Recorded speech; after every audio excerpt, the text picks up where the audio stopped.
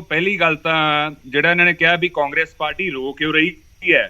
ਦਿੱਲੀ ਦੇ ਵਿੱਚ ਕੇਜਰੀਵਾਲ ਸਾਹਿਬ ਨੂੰ ਹੁਣ ਸੰਮਨ ਕੀਤਾ ਗਿਆ ਹੈ ਏਜੰਸੀ ਵੱਲੋਂ, ਸੈਂਟਰਲ ਏਜੰਸੀ ਵੱਲੋਂ, ਤੇ ਤੁਸੀਂ ਫਿਰ ਪ੍ਰੈਸ ਕਾਨਫਰੰਸ ਕਿਉਂ ਕਰ ਰਹੇ ਹੋ? ਤੁਸੀਂ ਉਹਨੂੰ ਵੈਂਡੇਟਾ ਪੋਲਿਟਿਕਸ ਕਿਉਂ ਕਹਿ ਰਹੇ ਹੋ? ਤੁਸੀਂ ਉਹਨੂੰ ਰੋਣਾ ਕਹੋਗੇ? ਦੂਜੀ ਗੱਲ ਗੌਰਵ ਜੀ, ਆਮ ਆਦਮੀ ਪਾਰਟੀ ਨੂੰ ਮੇਰਾ ਪਹਿਲਾ ਸਵਾਲ ਕਿ ਆਮ ਆਦਮੀ ਪਾਰਟੀ ਨੇ ਜਿਹੜੀ ਡੇਟ ਸੀਗੀ 20 ਅਪ੍ਰੈਲ ਉਹਨੂੰ ਪ੍ਰੀਪੋਨ ਕਿਉਂ ਕੀਤਾ 14 ਅਪ੍ਰੈਲ ਨੂੰ? ਇਹ ਸਵਾਲ ਨੋਟ ਕਰਵਾ ਲਿਓ ਤੇ ਪੁੱਛੋ ਜ਼ਰੂਰ, ਇਹਦਾ ਪਿੱਛੇ ਕਾਰਨ ਦੱਸਣ। ਇੱਥੋਂ ਵੈਂਡੇਟਾ ਝਲਕਦਾ। ਦੂਜੀ ਗੱਲ, ਇਹਦੇ ਪਿੱਛੇ ਤਿੰਨ ਮੁੱਖ ਕਾਰਨ ਹੈ ਗੌਰਵ ਜੀ, ਇਹ ਕਿਉਂ ਵੈਂਡੇਟਾ ਪੋਲਿਟਿਕਸ ਕਰ ਰਹੇ ਤੇ ਕਿਉਂ ਚੰਨੀ ਸਾਹਿਬ ਨੂੰ ਟਾਰਗੇਟ ਕੀਤਾ ਜਾ ਰਿਹਾ ਹੈ। ਇੱਕ ਤਾਂ ਇਹ ਚਾਹੁੰਦੇ ਆ ਕਿ ਜਲੰਧਰ ਬਾਈ ਇਲੈਕਸ਼ਨ ਦੇ ਵਿੱਚ ਕਾਂਗਰਸ ਪਾਰਟੀ ਦਾ ਨੁਕਸਾਨ ਹੋਵੇ, ਕਿਉਂਕਿ ਇਹਨਾਂ ਨੂੰ ਵੀ ਪਤਾ ਵੀ ਕਾਂਗਰਸ ਪਾਰਟੀ ਟੌਪ ਕੰਟੈਂਡਰ ਹੈ ਤੇ ਕਾਂਗਰਸ ਪਾਰਟੀ ਦੇ ਸਭ ਤੋਂ ਜ਼ਿਆਦਾ ਚਾਂਸਸ ਜਿੱਤਣ ਦੇ। ਦੂਜਾ ਇਹ ਹੈ ਕਿ ਇਹ basically Aam Aadmi party anti ਦਲਿਤ ਰਜੀਮ ਹੈ ਤੇ ਇਹ ਚੰਨੀ ਸਾਹਿਬ ਨੂੰ ਤਾਂ ਵਿਕਟਮਾਈਜ਼ ਕਰ ਹੀ ਰਹੇ ਆ। ਇਹ ਤੋਂ ਪਹਿਲਾਂ ਤੁਹਾਨੂੰ ਯਾਦ ਹੋਊਗਾ ਇਹਨਾਂ ਨੇ ਵਾਅਦਾ ਕੀਤਾ ਸੀਗਾ ਵੀ ਡਿਪਟੀ ਸੀਐਮ ਅਸੀਂ ਦਲਿਤ ਸਮਾਜ ਦੇ ਵਿਅਕਤੀ ਨੂੰ ਬਣਾਵਾਂਗੇ। ਉਹ ਗੱਲ ਕਹੇ, ਉਹ ਆਸ਼ਵਾਸਨ ਦਿੱਤੇ, ਵਾਅਦਾ ਕੀਤੇ, 12 ਮਹੀਨੇ ਤੋਂ ਜ਼ਿਆਦਾ ਹੋ ਗਏ। ਤਾਂ ਇੱਥੋਂ ਕਲੀਅਰ ਕੱਟ ਝਲਕਦਾ ਹੈ ਕਿ ਆਮ ਆਦਮੀ ਪਾਰਟੀ ਸਰਕਾਰ ਦਲਿਤ ਸਮਾਜ ਦੇ ਵਿਰੁੱਧ ਹੈ। ਦੂਜੀ ਗੱਲ ਇਹ ਹੈ ਜੀ ਕਿ ਦੇਖੋ ਆਮ ਆਦਮੀ ਪਾਰਟੀ ਇਹ ਕਹਿ ਰਹੀ ਹੈ ਕਿ ਅਸੀਂ ਤਾਂ ਜੀ ਕੋਈ ਵੈਂਡੇਟਾ ਨਹੀਂ ਕਰ ਰਹੇ, ਅਸੀਂ ਤਾਂ ਜੀ ਇੰਡੀਪੈਂਡੈਂਟ ਏਜੰਸੀ ਚਲਾ ਰਹੇ ਹਾਂ ਜੀ। ਪਰ ਦਿੱਲੀ ਦੇ ਵਿੱਚ ਜਦੋਂ ਸਿਸੋਦੀਆ ਸਾਹਿਬ ਤੇ ਈਡੀ ਸੀਬੀਆਈ ਦਾ ਕੇਸ ਹੋ ਜਾਂਦਾ ਹੈ, ਜੈਨ ਸਾਹਿਬ ਤੇ ਹੋ ਜਾਂਦਾ ਹੈ, ਉਦੋਂ ਫਿਰ ਕਿਉਂ ਕਹਿੰਦੇ ਵੈਂਡੇਟਾ ਪੋਲਿਟਿਕਸ ਹੋ ਰਹੀ ਹੈ ਜੀ? ਰਿਲੀਫ ਉਹਨਾਂ ਨੂੰ ਕੋਈ ਨਹੀਂ ਮਿਲਿਆ। ਤੇ ਜਿਹੜੀ ਸੁਰੇਸ਼ ਚੰਦਰ ਸ਼ੇਖਰ ਨੇ ਗੱਲ ਕਹੀ ਹੈ, ਉਹਨੇ ਪਿਨ ਪੁਆਇੰਟ ਐਲੀਗੇਸ਼ਨ ਲਾਇਆ 15 ਕਰੋੜ ਰੁਪਏ ਦਾ ਕੇਜਰੀਵਾਲ ਸਾਹਿਬ ਤੇ ਜੈਨ ਸਾਹਿਬ ਤੇ। ਤੀਜੀ ਗੱਲ ਚੰਨੀ ਸਾਹਿਬ ਬਾਰੇ ਦੇਖੋ, ਠੀਕ ਹੈ, ਤੁਸੀਂ ਤਰਕ ਦਿੱਤਾ ਨਹੀਂ, ਮੈਂ ਬੜੇ ਜ਼ਰੂਰੀ ਪੁਆਇੰਟ ਹੈ, ਨੈਫਿਊ ਦਾ ਤਰਕ ਦਿੱਤਾ ਨਾ ਰਿਸ਼ਤੇਦਾਰ ਦਾ। ਪਹਿਲੀ ਗੱਲ ਤਾਂ ਰਿਸ਼ਤੇਦਾਰ ਭਾਵੇਂ 10 ਕਰੋੜ ਹੋਵੇ, ਭਾਵੇਂ ਜੋ ਮਰਜ਼ੀ ਹੋਵੇ, ਰਿਸ਼ਤੇਦਾਰ ਤੇ ਤੁਹਾਨੂੰ ਗਿਲਟੀ ਨਹੀਂ ਠਹਿਰਾਇਆ ਜਾ ਸਕਦਾ। ਤੇ ਜੇ ਇਹ ਤਰਕ ਹੈ ਆਮ ਆਦਮੀ ਪਾਰਟੀ ਦਾ, ਤਾਂ ਕੇਜਰੀਵਾਲ ਸਾਹਿਬ ਦੇ ਨੈਫਿਊ PWD ਸਕੈਮ ਦੇ ਵਿੱਚ ਅਰੈਸਟ ਹੋਏ ਸੀਗੇ, ਤਾਂ ਕੇਜਰੀਵਾਲ ਸਾਹਿਬ ਨੂੰ ਵੀ ਗਿਲਟੀ ਕਹੋਗੇ PWD ਸਕੈਮ ਲਈ, ਜਿਵੇਂ ਚੰਨੀ ਸਾਹਿਬ ਲਈ ਤਰਕ ਦੇ ਰਹੇ ਹੋ? ਤੇ ਐਡਮਿਟ ਕਰੇ ਫਿਰ ਆਮ ਆਦਮੀ ਪਾਰਟੀ। ਚੌਥੀ ਗੱਲ ਇਹ ਹੈ ਕਿ ਆਮ ਆਦਮੀ ਲਾਸਟ ਹੈ ਦੇਖੋ ਗੌਰਵ ਜੀ, ਜੇ ਸਬੂਤ ਹੁੰਦਾ ਨਾ, ਜੇ ਕੋਈ ਕੜੀ ਨਾ ਕੜੀ ਜੁੜਦੀ ਹੁੰਦੀ, ਕੋਈ ਵਿਟਨੈਸ ਹੁੰਦਾ, ਕੁਝ ਵੀ ਸੋਲਿਡ ਹੁੰਦਾ, ਤਾਂ ਚੰਨੀ ਸਾਹਿਬ ਨੂੰ ਬਹੁਤ ਪਹਿਲਾਂ ਅੰਦਰ ਦੇ ਦਿੱਤਾ ਹੁੰਦਾ।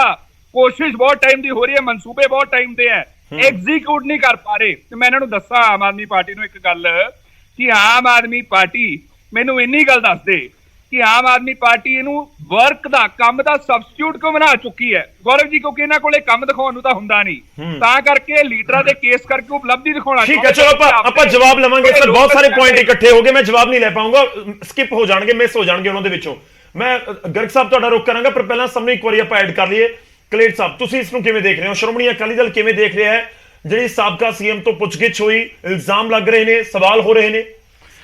ਗੌਰਵ ਜੀ ਦੇਖੋ, ਕਾਂਗਰਸ ਉਹ ਪਾਰਟੀ ਹੈ ਜਿਹਨੇ ਖੁਦ ਮੰਨਿਆ ਸੀਗਾ ਕਿ ਪੌਣੇ 5 ਸਾਲ ਦੀ ਬਹੁਤ ਮਾੜੀ ਕਾਰਗੁਜ਼ਾਰੀ ਸੀ। ਕੈਪਟਨ ਅਮਰਿੰਦਰ ਸਿੰਘ ਦਾ ਜਿਹੜਾ ਰਾਜ ਸੀ ਉਹ ਪੰਜਾਬੀਆਂ ਦੇ ਲਈ ਸੁਹਿਰਦ ਨਹੀਂ ਸੀ। ਕੈਪਟਨ ਅਮਰਿੰਦਰ ਸਿੰਘ ਬਦਲਿਆ ਗਿਆ, ਉਸ ਤੋਂ ਬਾਅਦ ਐਂਟਰੀ ਹੋਈ ਚੰਨੀ ਸਾਹਿਬ ਦੀ।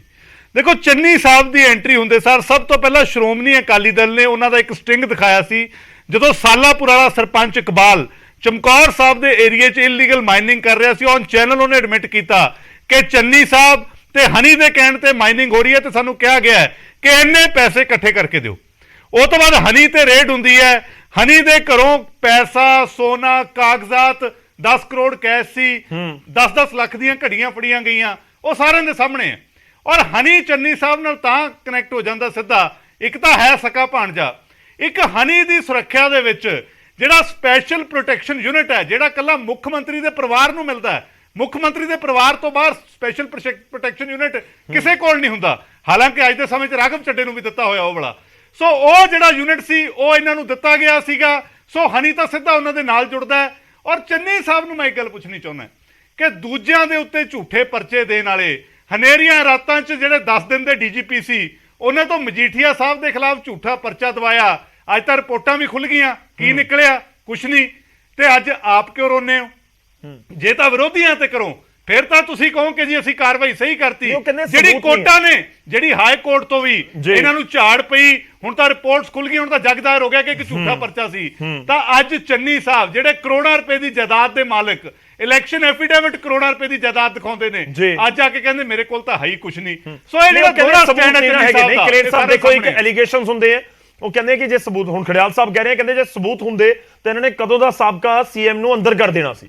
ਨਹੀਂ, ਮੈਂ ਤਾਂ ਬਹੁਤ ਸਾਰੇ ਨੂੰ ਤਾਂ ਅਰੈਸਟ ਕੀਤਾ ਗਿਆ ਨਾ, ਕਈ ਮੰਤਰੀਆਂ ਨੂੰ ਅਰੈਸਟ ਕੀਤਾ ਗਿਆ। ਗੌਰਵ ਜੀ ਦੇਖੋ, ਇੱਕ ਗੱਲ ਬੜੀ ਸਪਸ਼ਟ ਹੈ ਕਿ ਕਾਂਗਰਸ ਦਾ ਜਿਹੜਾ 5 ਸਾਲ ਦਾ ਰਾਜ ਸੀ, ਜਿਨ੍ਹਾਂ ਦੇ ਕਿੰਨੇ ਮੰਤਰੀ, ਜਿਹੜੇ ਕੈਬਨਿਟ ਮੰਤਰੀ ਉਸ ਸਮੇਂ ਸੀ, ਜਿਹੜੇ ਬੀਜੇਪੀ ਦੇ ਵਿੱਚ ਵੀ ਚਲੇ ਗਏ, ਉਹ ਜੇਲ੍ਹਾਂ ਦੇ ਵਿੱਚ ਬੈਠੇ ਨੇ। ਹੁਣ ਚੰਨੀ ਸਾਹਿਬ ਦੀ ਵਾਰੀ ਹੈ। ਚਲੋ ਚੰਨੀ ਸਾਹਿਬ ਤੋਂ ਇੰਟਰੋਗੇਸ਼ਨ ਹੋ ਰਹੀ ਹੈ ਜਾਂ ਪੁੱਛਗਿੱਛ ਹੋ ਰਹੀ ਹੈ, ਸੌਰੀ ਇੰਟਰੋਗੇਸ਼ਨ ਮੈਂ ਗਲਤ ਵਰਡ ਯੂਜ਼ ਕਰ ਗਿਆ, ਪੁੱਛਗਿੱਛ ਹੋ ਰਹੀ ਹੈ ਚੰਨੀ ਸਾਹਿਬ ਤੋਂ। ਉਹ ਪੁੱਛਗਿੱਛ ਦੇ ਵਿੱਚ ਕੀ ਸਾਹਮਣੇ ਆਉਂਦਾ ਕੀ ਨਹੀਂ, ਇਹ ਇੱਕ ਇਸ਼ੂ ਹੈਗਾ। ਪਰ ਦੂਜੀ ਚੀਜ਼ ਮੈਂ ਆਮ ਆਦਮੀ ਪਾਰਟੀ ਨੂੰ ਵੀ ਸਵਾਲ ਕਰਨਾ ਚਾਹੁੰਦਾ ਕਿ ਜਿਹੜਾ ਸਿਲੈਕਟਿਵ ਯੂਜ਼ ਆਫ ਵਿਜੀਲੈਂਸ ਹੈ, ਇਹ ਕਿਉਂ ਕੀਤਾ ਜਾਂਦਾ? ਕਿਉਂਕਿ ਅਗਰ ਚੰਨੀ ਸਾਹਿਬ ਨੂੰ ਬੁਲਾਇਆ, ਪੰਜਾਬ ਦੇ ਪੈਸੇ ਨੂੰ ਕਿਸੇ ਨੇ ਲੁੱਟਿਆ, ਬਹੁਤ ਚੰਗੀ ਗੱਲ ਹੈ, ਬੁਲਾਓ, ਇਨਕੁਆਇਰੀ ਕਰੋ। ਫਿਰ ਸਰਾਰੀ ਸਾਹਿਬ ਦੇ ਉੱਤੇ ਪਰਚਾ ਕਿਉਂ ਨਹੀਂ ਦਿੰਦੇ?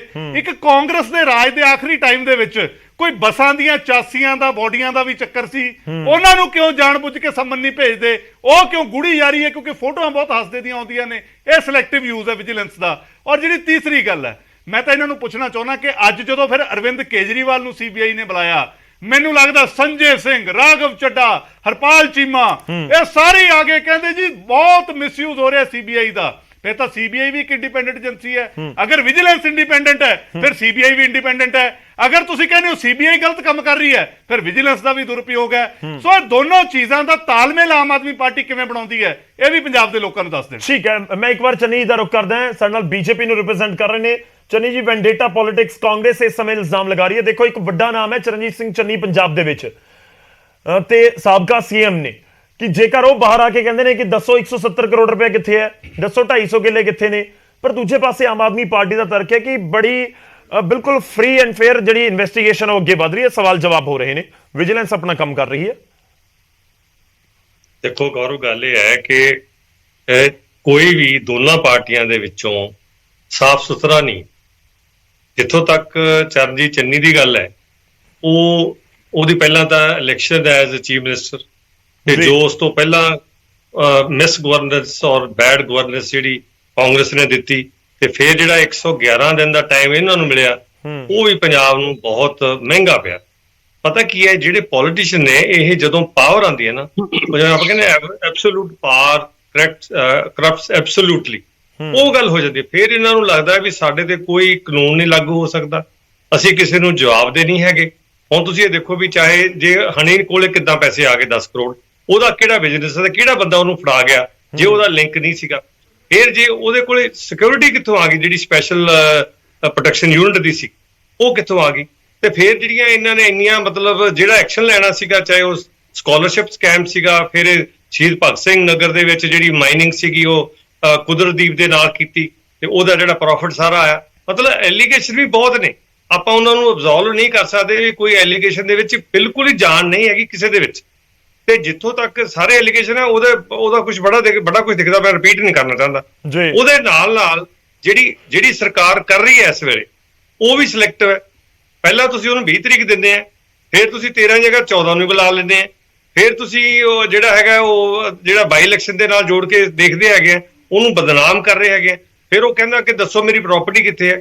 ਮੈਂ ਇਹ ਕਹਾਂਗਾ ਕਿ ਸਰਕਾਰ ਤੇ ਏਜੰਸੀਜ਼, ਜਿਹੜੀ ਚਾਹੇ ਵਿਜੀਲੈਂਸ ਹੈ ਜਾਂ ਕੋਈ ਵੀ ਹੈਗੀ ਹੈ, ਉਹਨਾਂ ਨੂੰ ਪਾਰਦਰਸ਼ਤਾ ਦੇ ਨਾਲ ਜਿਹੜੀ ਇਨਕੁਆਇਰੀ ਕਰਨੀ ਚਾਹੀਦੀ ਹੈ, ਔਰ ਉਹਦੇ ਵਿੱਚ ਕੋਈ ਵੀ ਜਿਹੜਾ ਪੋਲੀਟੀਕਲ ਮੋਟਿਵ ਨਹੀਂ ਹੋਣਾ ਚਾਹੀਦਾ, ਜਿਹੜਾ ਕਿ ਦਿਖ ਰਿਹਾ ਸ਼ਰੇਆਮ।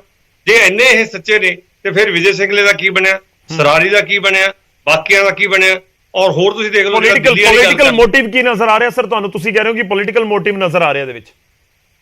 ਬਿਲਕੁਲ ਮੋਟਿਵ ਇਹ ਹੈਗਾ ਕਿ ਹੁਣ ਇਲੈਕਸ਼ਨ ਹੈ, ਬਾਈ ਇਲੈਕਸ਼ਨ 10 ਮਈ ਨੂੰ ਤੇ 13 ਨੂੰ ਆਉਣਾ ਰਿਜ਼ਲਟ। ਉਹਦੇ ਵਿੱਚ ਇਹ ਚਾਹੁੰਦੇ ਆ ਵੀ ਕਿਸੇ ਤਰੀਕੇ ਦੇ ਨਾਲ, ਪਹਿਲਾਂ ਤਾਂ ਇਹਨਾਂ ਨੂੰ ਬੰਦਾ ਹੀ ਨਹੀਂ ਮਿਲਿਆ, ਉਹ ਵੀ ਇਹਨਾਂ ਨੇ ਪੋਚ ਕੀਤਾ, ਤੇ ਹੁਣ ਉਹ ਜਿਹੜੇ ਇਹ ਕਹਿੰਦੇ ਕਿਉਂਕਿ ਦਲਿਤ ਫੇਸ ਹੈ, ਇਹਨਾਂ ਨੂੰ ਜਿੰਨਾ ਠੋਕਣਗੇ, ਬਦਨਾਮ ਕਰਨਗੇ, ਉਹਦੇ ਨਾਲ ਜਿਹੜਾ ਵੋਟ ਬੈਂਕ ਹੈਗਾ ਕਾਂਗਰਸ ਦੇ ਜਿਹੜੇ ਹੱਕ 'ਚ ਵੋਟਰ ਹੈਗੇ ਨੇ, ਉਹ ਦੂਰ ਜਾਣਗੇ। ਉਹ ਮਤਲਬ ਇਹਨਾਂ ਦੀ ਜਿਹੜੀ ਟਾਈਮਿੰਗ ਹੈਗੀ ਹੈ, ਉਹ ਵੀ ਮਾੜੀ ਹੈ, ਤੇ ਜਿਹੜਾ ਉਹਦਾ ਪਾਸਟ ਹੈਗਾ ਚਰਨਜੀਤ ਚੰਨੀ ਦਾ, ਉਹ ਵੀ ਮਾੜਾ, ਕਿਉਂਕਿ ਉਹਨੂੰ ਵੀ ਸਾਰੀਆਂ ਗੱਲਾਂ ਦਾ ਹਿਸਾਬ ਕਿਤਾਬ ਤਾਂ ਦੇਣੇ ਪਏਗਾ, ਜਿਹੜਾ ਵਿਜੀਲੈਂਸ ਨੇ ਉਹਨਾਂ ਤੇ ਰੈਗੂਲਰ। ਠੀਕ ਹੈ, ਤੁਹਾਨੂੰ ਲੱਗਦਾ ਕਿ ਟਾਈਮਿੰਗ ਗਲਤ ਹੈ ਪਰ ਐਕਸ਼ਨ ਸਹੀ ਹੈ? ਦੇਖੋ, ਐਕਸ਼ਨ ਦੇ ਵਿੱਚ ਵੀ ਟਾਈਮਿੰਗ ਤਾਂ ਗਲਤ ਹੈ ਹੀ ਹੈ। ਇੱਕ ਗੱਲ, ਜਿਹੜਾ ਐਕਸ਼ਨ ਹੈਗਾ ਉਹ ਬੇਵਜ੍ਹਾ ਨਹੀਂ ਹੈਗਾ। ਜਿਹੜਾ ਕੁਝ ਆਪਾਂ ਸਾਰਾ ਗਿਣਦੇ ਆ, ਜੋ ਹੋਇਆ ਹੈਗਾ, ਮੈਂ ਸਾਰੇ ਉਹ ਗੱਲ ਦੇ ਵਿੱਚ ਦੁਬਾਰਾ ਰਿਪੀਟ ਕਰ ਸਕਦਾ ਹੈ। ਉਹ ਜਿਹੜੀਆਂ ਗੱਲਾਂ ਹੈਗੀਆਂ ਨੇ, ਉਹ ਵੀ ਵਿਦਆਊਟ ਬੇਸ ਨਹੀਂ ਹੈਗੀਆਂ। ਉਹਨਾਂ ਦਾ ਵੀ ਕੋਈ ਨਾ ਕੋਈ ਬੇਸ ਕਿਤੇ ਨਾ ਕਿਤੇ ਹੈਗਾ, ਔਰ ਇਹਨਾਂ ਦਾ ਜਿਹੜਾ ਪਾਸਟ ਰਿਹਾ ਹੈਗਾ ਉਹ ਬਹੁਤ ਕੰਟਰੋਵਰਸ਼ਲ ਰਿਹਾ। ਔਰ ਇਹ ਵੀ ਗੱਲ ਚੱਲੀ ਸੀਗੀ ਕਿ ਜਿਹੜੀ ਹਾਈ ਕਮਾਂਡ ਹੈ ਇਹਨਾਂ ਦੀ, ਉਹ ਬਹੁਤ ਲਾਰਜ ਸਮ ਦੀਆਂ ਰੂਮਰ ਆ ਰਹੀਆਂ ਸੀਗੀਆਂ ਕਿ ਉਹ ਪੈਸੇ ਮੰਗਦੀ ਹੈ, ਜਿਹੜੇ ਕੈਪਟਨ ਸਾਹਿਬ ਨੇ ਨਹੀਂ ਦਿੱਤੇ। ਉਹ ਫਿਰ ਜਿਹੜਾ ਉਹਦੀ ਹਾਮੀ ਭਰਦਾ ਸੀਗਾ ਉਹਦੇ ਤੇ ਨੰਬਰ ਆ ਗਿਆ। ਸੋ ਬੜਾ ਕੁਝ ਹੈਗਾ, ਚਾਹੇ ਹਰੀਸ਼ ਰਾਵਤ ਸੀਗਾ, ਚਾਹੇ ਹਮਾਰੇ ਹਾਈ ਕਮਾਂਡ ਸੀ, ਚਾਹੇ ਇਹਨਾਂ ਦਾ ਜਿਹੜਾ ਝਗੜੇ ਸੀ ਆਪਸ ਵਿੱਚ, ਇਹਨਾਂ ਨੇ ਪੰਜਾਬ ਦਾ ਬਹੁਤ ਵੱਡਾ ਨੁਕਸਾਨ 5 ਸਾਲਾਂ ਦੇ ਵਿੱਚ, ਖਾਸ ਕਰਕੇ ਪਿਛਲੇ 3 ਮਹੀਨਿਆਂ ਦੇ ਵਿੱਚ, ਉਹ ਉਹਨੂੰ ਫੇਲ ਕਰਦੇ ਲੱਗਿਆ, ਉਹ ਉਹਨੂੰ ਫੇਲ ਕਰਦੇ ਲੱਗਿਆ, ਉਹ ਉਹਨੂੰ ਫੇਲ ਕਰਦੇ ਲੱਗਿਆ। ਇਹਨਾਂ ਨੇ ਪੰਜਾਬ ਨੂੰ ਬਹੁਤ ਪਿੱਛੇ ਧੱਕਿਆ। ਹੁਣ ਇਹ ਗॉड ਨੋਜ਼ ਵੀ ਸੱਚਾਈ ਕੀ ਹੈਗੀ ਹੈ, ਤੇ ਇਹ ਤਾਂ ਹੁਣ ਜਿਹੜੀ ਇਨਕੁਆਇਰੀ ਹੋਊਗੀ, ਜਿਹੜੇ ਸਬੂਤ ਦੇਣਗੇ ਉਹਨਾਂ ਦੇ ਬੇਸਿਸ ਤੇ ਅੱਗੇ ਜਾਇਆ ਜਾ।